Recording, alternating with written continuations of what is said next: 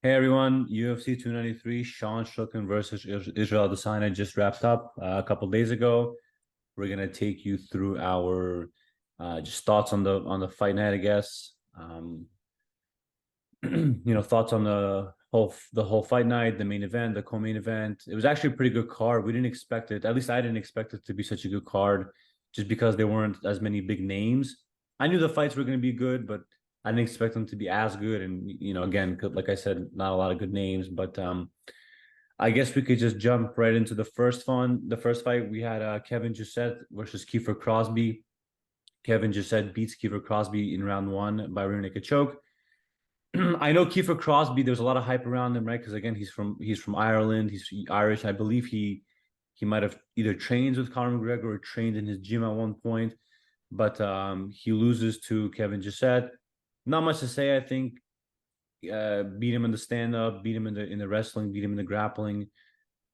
Yeah. What do you think? What do you have to say on this one? Yeah, it was a good display by Jousset. I think Crosby had a very active start. Jousset mostly was countering, but was countering heavy. If I'm gonna say something now that probably is a general theme for this card is that you'll probably notice that every winner on this card displayed basic skills that a fighter should possess, right? Basics. Everything was pretty basic. Jab, right? He had incredible jab, right? Like his Yeah. jab particularly stood out. Towards the end, Jousset like pushed Crosby towards the cage, and Crosby attempts a throw while having a left overhook. I think he had a left overhook, which is like he had him like that, and just Jousset was like behind him. To do a throw like that, you need to have insane strength and power to do that. Just a bad IQ and just yeah, Jousset turns him around, gets Crosby on the ground, gets his back, body triangle, on a rear naked choke, and City Kickboxing gets its first win. Yeah. So City Kickboxing 1-0. But unfortunately, for the next fight, City Kickboxing lost, right? Because Shane Young Yeah. lost to Gabriel Miranda from Brazil, also by submission, same submission, the rear naked choke. I thought Gabriel Miranda did very well. I don't remember him making any mistakes at all in this fight. I think it ended pretty quickly, right? He made no Yeah, mistakes. that was we ended pretty quickly. Yeah, Just took him down, submitted yeah, him, and yeah. now Shane Young is four losses in a row. Well, yeah. Well, he came in 4 pounds heavier. He missed weight, right? Did he Yeah, miss he weight? missed weight. He was the Yeah. only, I believe, was the only Yes, he missed weight. in the That's card right. that missed weight. But not that many people remember that Shane Young actually had some pretty interesting fight. He at some point actually fought Volkanovski. I think it's either back in 2015 or 16, I didn't something know that. like that. And yeah, he lost the decision. Yeah, it was one of his first fights. But I don't think it was in UFC though. I think it was outside of UFC. And you're right. There was uh, his fourth loss, yes, and you probably won't see him again. Probably not. For No. Miranda, it actually was his second fight in the UFC, and he lost to, I believe, Benoit Saint Denis. That was his first fight. I think he lost, right? Miranda, yeah. Yeah, he lost his fight, right? Miranda wasted no time. He went for a double leg takedown, got Young's back triangle, you know, rear naked choke. I mean, again, it was classic. Again, you'll see it's a general theme, right? To succeed as a fighter, you just need basic skills. So, and by basic I mean you need to have solid wrestling and probably good, good boxing. I mean that because you'll see that like none of the winners from top to bottom did anything crazy. There were no spinning kicks, there was no wheel kicks, there was nothing, there was no flying knees. It was basic stuff that got the wins. And you're right, it's 1-1 for City Yeah. Boxing. And a good win for Miranda, yeah. And one fighter maybe that didn't have, the basic skills that every MMA fighter should have is probably our next fighter, right? Charles Radtke beats Blood Diamond. I don't know why Blood Diamond, I guess, is his nickname, right? But they keep calling him Blood Diamond. Yeah. And he's probably one that, has a lot of kickboxing fights, but the grappling is not really there, the cage work is not there, the sprawling is not there. Just I think he's a lot better than when he fought Jeremiah Wells, I believe it was. I don't know if you remember that fight, but Jeremiah Wells took him down almost instantly and put him away. This time he had a lot. Charles Radtke had. It was a lot harder to get Blood Diamond to the ground. He did show some improvements. He did show some underhooks and some more cage work, but still not enough. He did. They kept talking about his kickboxing. I thought he lost on the feet as well. Maybe it was because of the wrestling threat.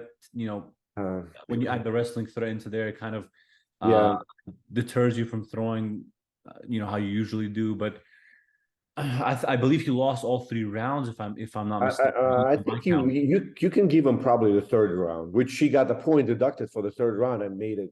Oh yeah, either way he got the point deducted. That's right. So yeah. But he did have in the third. I think I remember he had a couple of elbows on the knees. But he did have a couple of good knees to the body. Radtke took him well. Radtke took him well. Remember at some point I think he had his right eyebrow was pretty bad hematoma. But at the end he lost the unanimous decision, Blood Diamond that is, which I think makes it 3 in a row for him. So probably won't see him again. Probably not. Radtke, does Radtke have a future? But we're ready to let folks know that was in welterweight, right? So does Radtke have a future in UFC?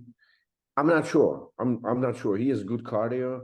I think he still needs to work on his takedowns because he really struggled with takedowns of Blood Diamond. He had him against the cage, but he had trouble really taking him down and keeping him in the ground. We'll see. We'll see. I mean, develops. Just if I could answer your question real quick, I don't know if it's really my place to say, but I don't know what his future is because even although he did beat Blood Diamond in the stand-up, I don't think his stand-up was that impressive, to be honest. I didn't think his boxing was that good. I don't remember him kicking that much. In terms of the wrestling, I don't remember him setting up his shots. I don't remember him chaining the shots at all from single to double to back. I don't remember any of that. This is his first fight, I believe, in the UFC, right? But again, he's 33 years old, and you guys, you got in the division. Right. You got guys in the division like Ian Gary, Shafkat. Does he make it? Is he going to compete with those guys? No, could he make it? Maybe to top 15, perhaps. I don't know. He has a lot of work to do. Yeah, he has a lot of work to do for sure. So 1 and 2 for City Kickboxing. 1 and 2 for City Kickboxing, and I think so far this fight was one of the only quote unquote boring ones. I guess it wasn't boring, but not as eventful as the other ones. And speaking of eventful, we have our next fight. We had Nasrat Haqparast versus Landon Quinones in the lightweight. Yeah. Nasrat beats Landon Quinones 3-0, right? He I think he won all 3 rounds. Oh, actually, did he win all 3 rounds? I don't remember. Yeah, he did win all 3 rounds. Yeah, but it was an amazing fight either way. I thought at first Landon Quinones was doing really well. Then Nasrat Haqparast just poured on the pressure. The output was nonstop from him. What a pace! What a grueling pace. I thought Haqparast looked a lot better. Who did he fight last time? Was it Bobby Green, right? I believe Bobby Green. He lost to Bobby Green. Yeah, he lost. Oh no, he beat John Makdessi. But before that, it was Bobby Green. It was Bobby Green just very easily, I remember, out jabbed him and kind of kept him at range. And I think that's what's happening. That's what was happening in this fight, if you remember correctly. Landon Quinones was kind of keeping him at a distance. But then was it around maybe the 3-minute mark where Nasrat, it looked like he's just, I'm just going to walk forward, right? Like he just, I'm not going to, I think he maybe remembered what happened in the Bobby Green fight. and he's like, I'm not gonna let this happen to me again, and he just walked forward, put the pressure on him. He was the aggressor for sure. He was the aggressor in the fight, Yeah, and he was mixing in. Like his boxing skills were on full display. yeah, Overhand for sure. hooks, crosses. Oh He was yeah, mixing in some kicks throughout the fight. Quinones, all due respect to Quinones, I mean, for somebody who's UFC debut, fight Nasrat and his debut is he wasn't that far behind.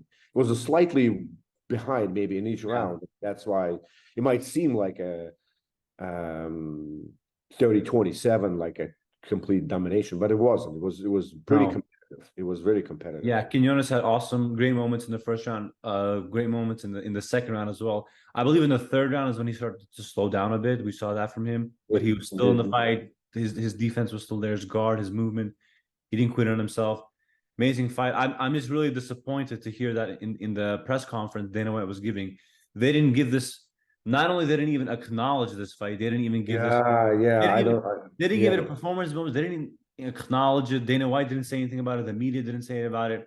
Yeah, I don't know. I don't know I what's don't that think about. That's it wasn't any worse than Kape versus Dos Santos, right? I It thought was this was better. I thought this was yeah, better. We'll get to it was that. an awesome fight. I mean, to me, it Yeah, was a this is really good fight.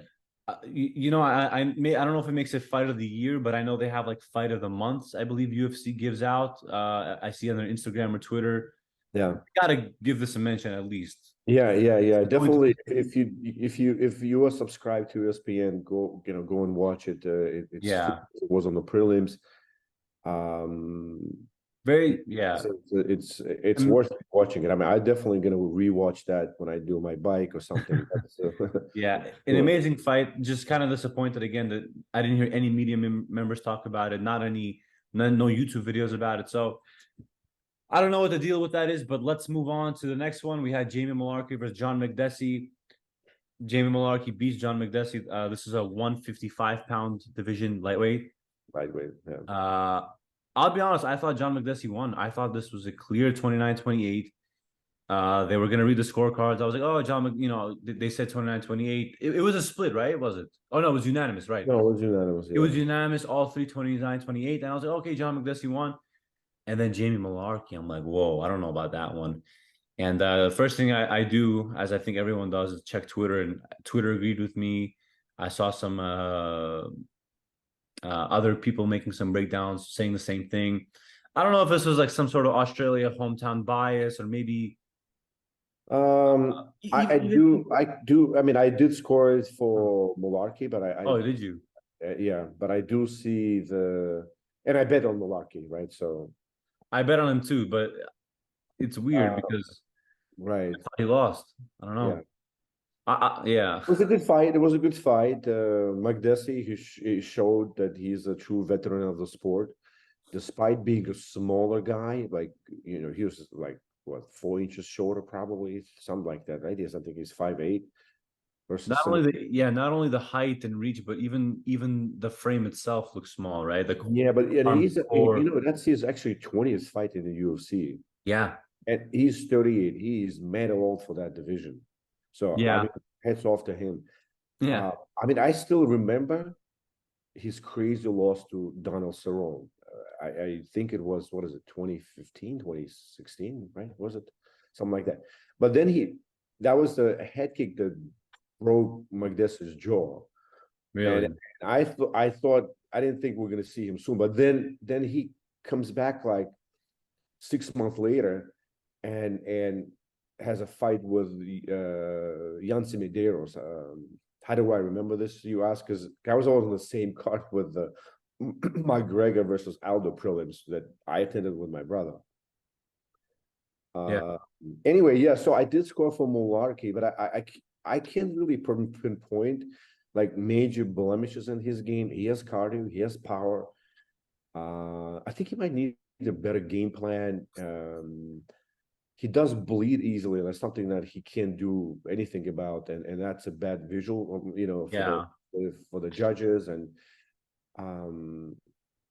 I think he was a little faster in this fight. He was more accurate, and I think he did just enough to win on points. But Makdessi landed a nice right hook in the second round. I think that opened.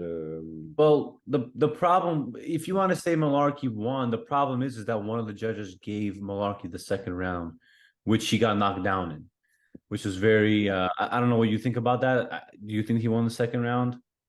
I think he won the second round despite it because Yeah, again, there was only one major flurry that Makdessi had, and again, it's how you I know it's score. not boxing. Does it one, two punches outweigh that seven or eight, less intensity, severity punches that Mullarkey landed? So how do you score that? It's Tricky for sure. uh, it's hard, right? It's a constant argument. You can argue either way, but I just felt that he was a little more accurate. Just felt he had a little more grit in him and more accuracy. It had a little more output. But if somebody scored it the other way, I wouldn't be upset. Well, in any case, I thought the fight was okay. Yeah, but you're right. Jamie Mullarkey does bleed a lot. He was also very white, which he cannot do anything about either. So he wears damage very, very easily. Yeah, yeah. But he's always fun to watch. Let's move on to the next fight. We had this was a featherweight fight. We had Chepe Mariscal versus Jack Jenkins. I believe we picked Jack Jenkins. We bet on Jack Jenkins, and everything was going well in the first round. But comes the second round, Jack Jenkins is still doing well, but they get into a sort of grappling exchange where Chepe has two overhooks.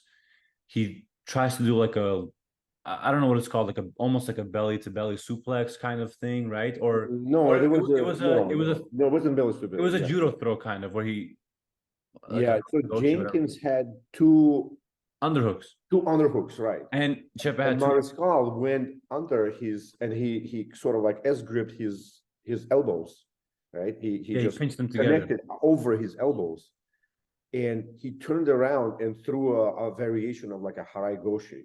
Yeah, but It was a harai goshi. So with two overs, very strange.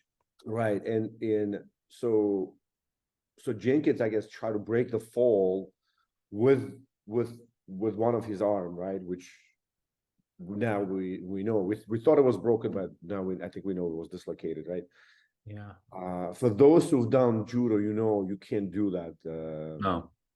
But technically speaking, this was a difficult throw to pull. That was, but again, basics. We keep talking about basics. For somebody to pull that throw on you when you have two underhooks. Sorry, it's not good, right? It means you got to go.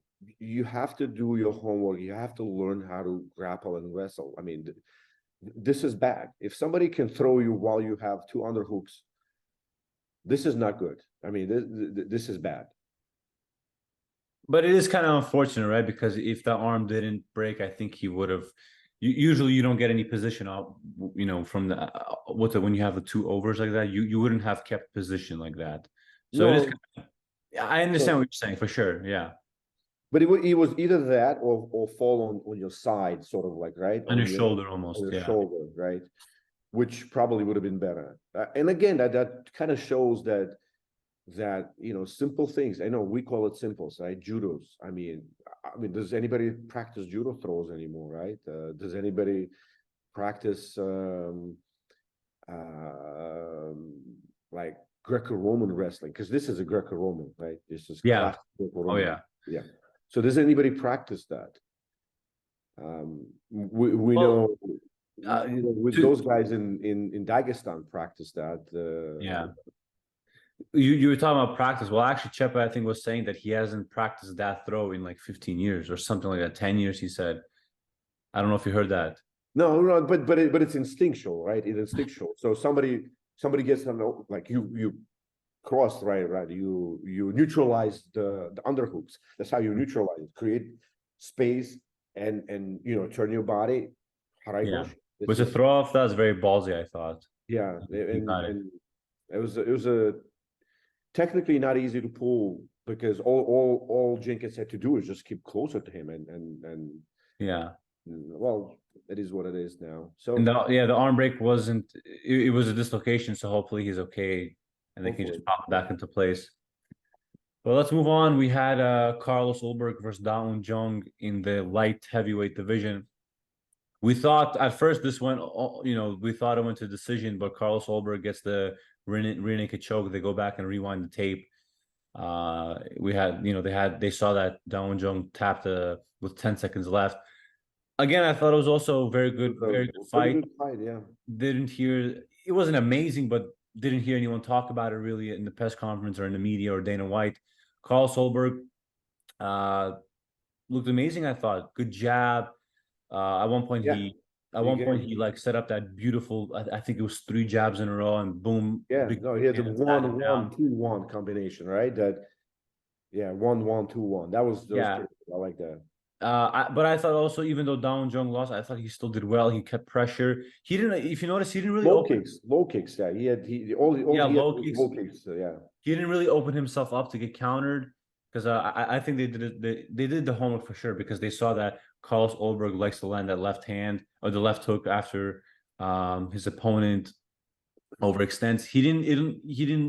You could tell that he was a lot more patient than his other opponents, right? Like Ihor and what's that guy? The Nick from Romania. He definitely learned the lesson from those guys. But even though Carlos Ulberg won, I do have to criticize a little if I can. Number one, the low kicks. I didn't see him check any low kicks at all. Number two, he did drop down Jung with the right hand, but other than that, I don't really remember him throwing that right hand. I just remember him throwing the jab. Yeah, he was throwing the jab a lot, and that right hand was very, very, maybe he was throwing one right hand every 3 minutes. It wasn't throwing exaggeration, but his jab was the jab was sensational.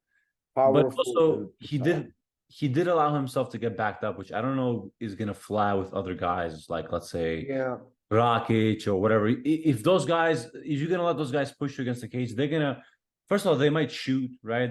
Rakic, we've seen Rakic hold many guys. I'm just using Rakic as an example. It's a good point. I think he was avoiding the low kicks. I think that's why he was trying to create distance. Yeah. And that was probably why he was being pushed to the cage. Yeah, but he has to address that low kick, and again, he cannot be pushed back because, like I said, Rakic, they're gonna punish him with low kicks. They're gonna hold him against the cage.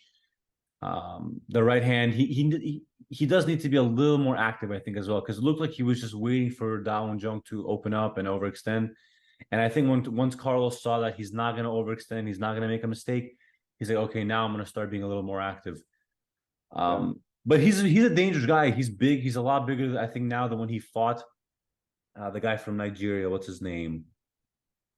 Kennedy, right? Was that his name? That was his first loss, right? Yeah, he looks a lot bigger now. He looks a lot more patient.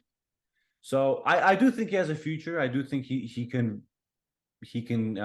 shake up the division. He just needs to. I think so. He definitely has a future. I think 205 definitely needs a guy like him. It's kind of stale right now. Yeah. But sorry, I'll just finish off and you can city kickboxing.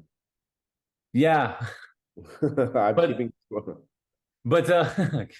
But another thing I want to say about Carlos Ulberg, I think this is now his 4th fight in a row, right? Let me just check his record real quick. It is 4th win in a row, I think. Yeah. 5 wins in a row. They need to give him 4 knockouts, I think, right? 4 knockouts in a row, but 5 wins in a row. They have to give him a top 15. A ranked opponent, probably. They have to give him a ranked opponent. It's kind of it's really not fair, like, for example, every single time they bring in a Russian guy, I noticed, or a guy from that kind of part of the world, do you notice right away they try to throw him top 15, top 10. But these guys, they're kind of giving them some layups. So we got to get him fighting the top 15 guys. For sure. And speaking of another, actually, yeah, I was gonna say another city kickboxing guy, but Tyson Pedro. No, I don't think Tyson Pedro. I think no, he's not. He's not. Yeah, but he did fight. He did fight and beat Anton Turkalj. I was saying Turkalj. I think Turkalj. Yeah, he beat him in the first round by KO. Did it quite easily. Took no damage. Anton showed to have no defense, not good movement. Feet. What am I trying to say? Feet movement. Yeah. My brain scrambled from all these fights.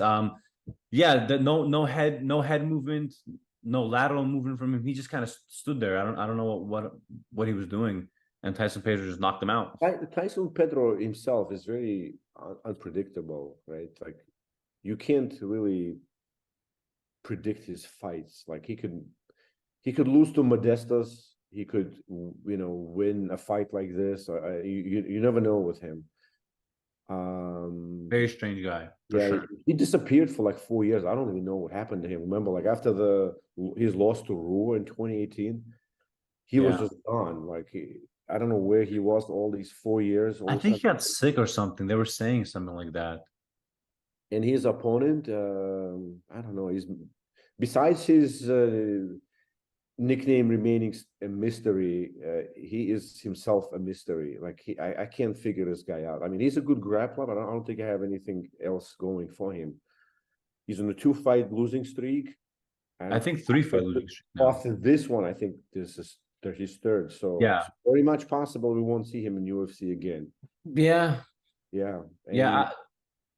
No, I don't know if I have much to say either. I mean, Tyson Pedro again, like you said, I don't think he's gonna, he's not like I don't think he's gonna be a contender, right? Because while sometimes he does look good, yeah, he has a loss to Shogun Hua, who I think at the time must have been like he's maybe not so old in age, but guy who's taken so much damage, right? You can't be losing to guys like that. And last not this fight, but the one before that with Modestas, he looked so slow and very on and off kind of guy. But he's fun to he looked watch. good. He looked good. I mean, he looked really good in this He looked fight. good. He looked fast Again, and looked accurate. Yeah. again, combinations, boxing, basic stuff, like right, basic stuff. Mhm. Yeah. Not much else to say about this one, to be honest. Let's move on to the next one. This was a heavyweight fight. This was a rematch. We had Justin Tafa versus Austen Lane.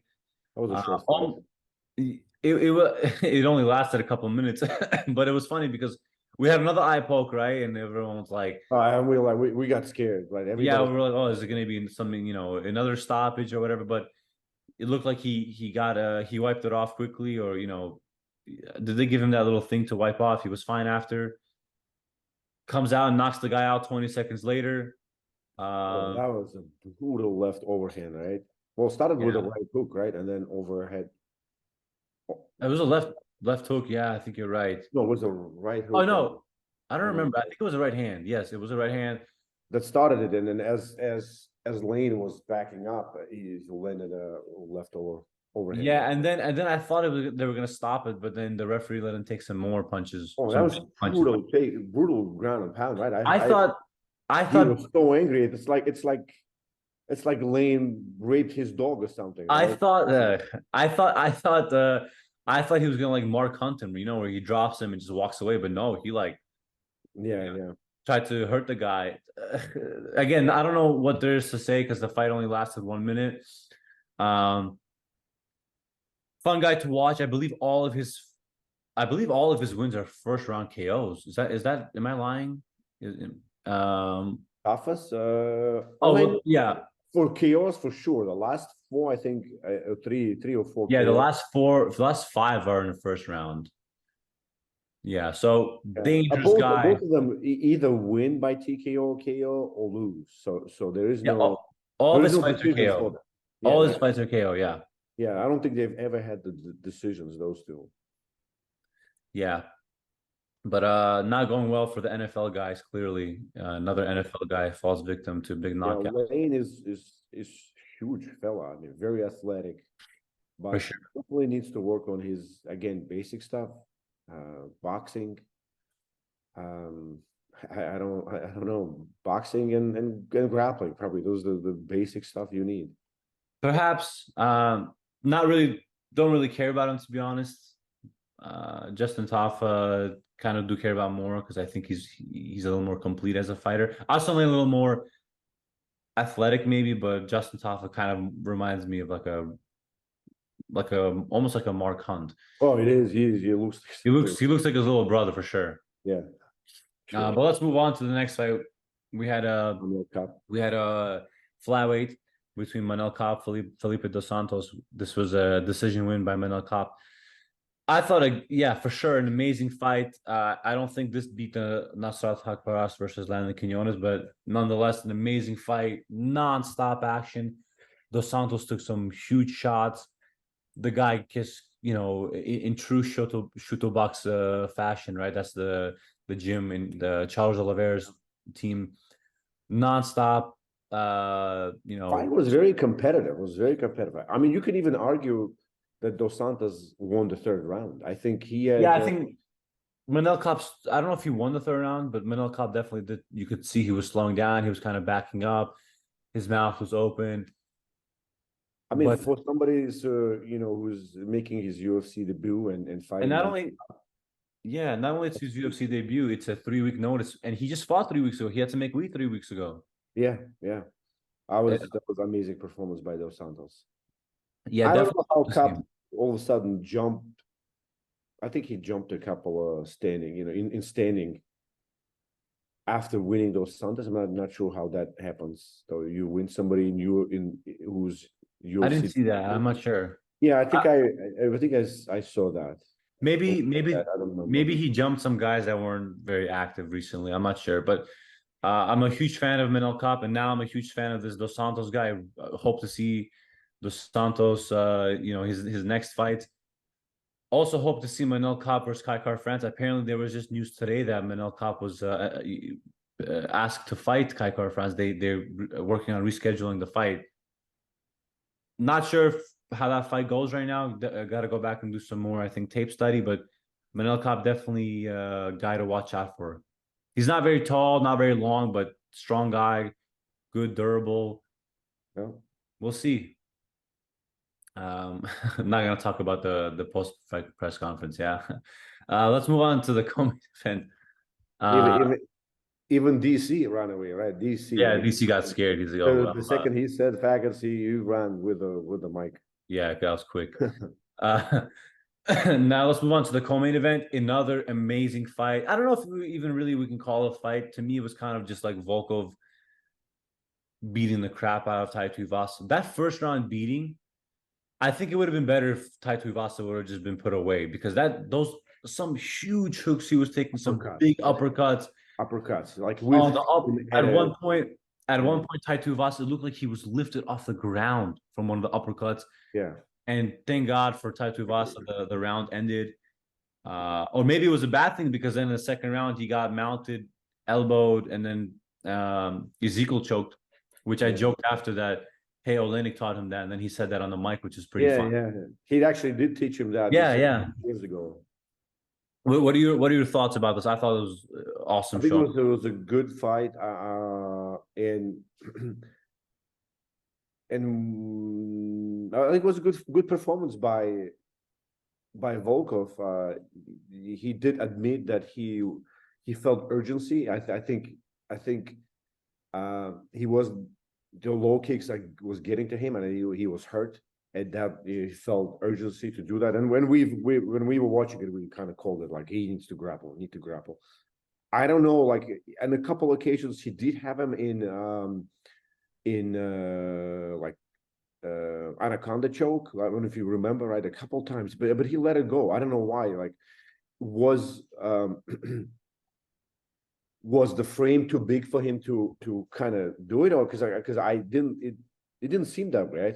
I'm not sure. Hands were long enough to pull, right? Maybe we thought he had it, but he really didn't. And then, or sometimes you think you have it, but then you kind of burn your arms out trying to get it, and you don't want to have your arms burnt out against a guy like Tuivasa for sure.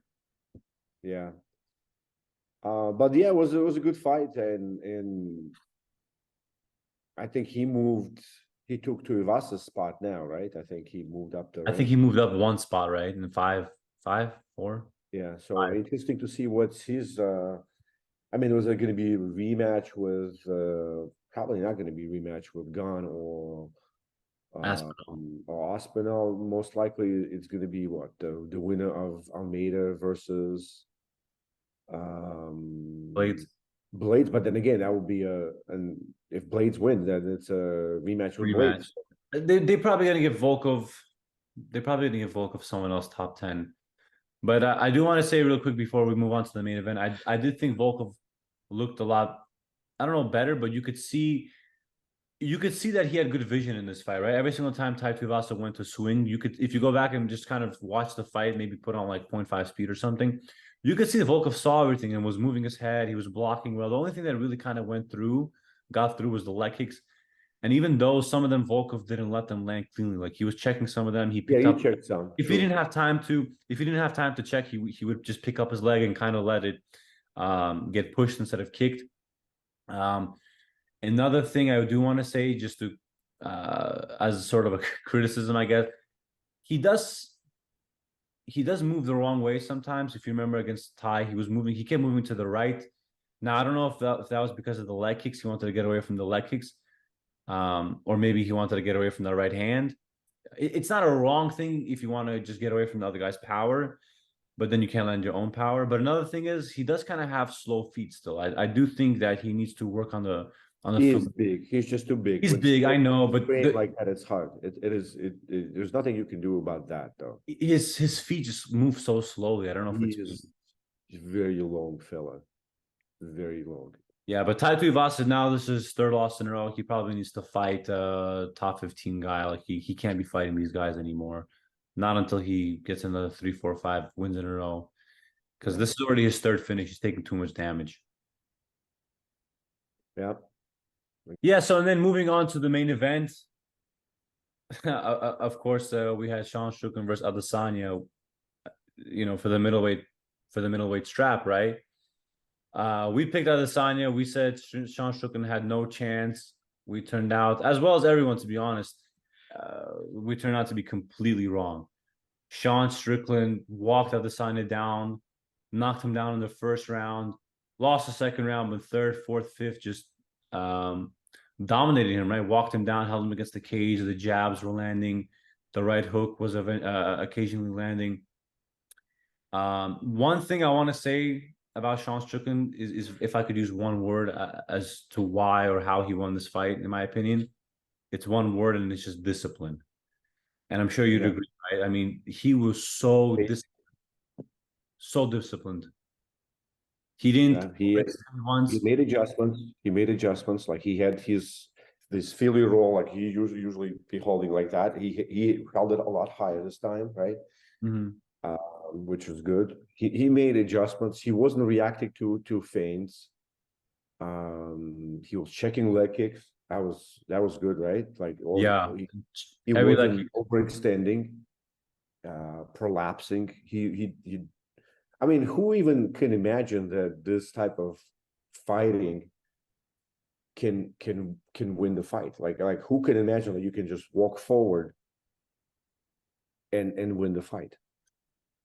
But it's funny because like I'm still processing it. I'm still processing as well. It's 3 days later, 4 days later. But the thing is like looking back at it, it does make sense, and I'll tell you why. Because if you look back at Adesanya's previous fights, both Pereira fights, he spent a lot of time against the cage. A lot of time against the cage. Adesanya did, right? Even against the two Whitaker fights, there were times where he was against the cage. Kelvin Gastelum fight, if you remember, the Cannonier fight, Adesanya was against the cage a lot. The Vettori fight, he was against the cage a lot. So looking back at it, it does kind of make sense, right? But then you think that okay, even though Strickland would get him against the cage, you would think that Adesanya might just be too slick for him. But while Adesanya might still be the more, let's say, the more flashier guy, the more technical, the more athletic guy, Sean Strickland again just stuck to his basics, right? He didn't overextend. He didn't get greedy. Like there were some times where Adesanya was kind of shelled up, and you could see Sean Strickland just picking his shots, right? He wasn't just going wild like Pereira did, and he paid for it, right? Sean Strickland would pick his shots, boom, boom, get his guard back. Okay, assess. Okay, are there any counters coming? Is everything okay? Go back in for some more shots. He wasn't greedy. And Uh, and looking back at it, it does kind of make sense. I don't know. the crazy thing, even that, like, even he admitted that he deviated from the plan, which was to Yeah, wrestle. And when we talked about this, we knew, like, okay, if you're preparing for a fighter of Adesanya's caliber and skills, you have to wrestle. There's for just sure. no other way to fight him. And we saw a different way. Apparently, you can win him just by walking him down. And maybe that's partially because Adesanya has nothing else to offer besides his kickboxing skills. In other words, he can't clinch you, right? He doesn't, Yeah, right? he's not a Muay Thai He's guy. not going to grapple. Like, if somebody's walking, right? Well, maybe you can shoot for a double, maybe for a single. Especially with how straight Strickland is, right? Right. But Strickland did many things right. I mean, again, the best thing was his jab. Best thing was blocking. He was blocking, right? Parrying. He was like parrying like Wing Chun yeah, style almost. He was like almost Wing yeah, Chun. yeah, and his front kick, like this boot kick with I his love that. B leg, that was good, right? Like, that was keeping the distance. He was keeping Adesanya exactly where he wanted. It's just like, this is where I want you to be here. He was dictated the distance. He was dictating the space, and Adesanya just had nothing else besides his usual. He made. It's another thing that kind of like surprised me, that they made no adjustments Yeah. during the fight. Like, but then again, given Adesanya's skills, probably was really hard to make adjustments, because Adesanya, again, he's known as a counter striker. If he came out as crazy as, let's say, as Abus came, right, when his first round against, that probably would have been a different fight, right?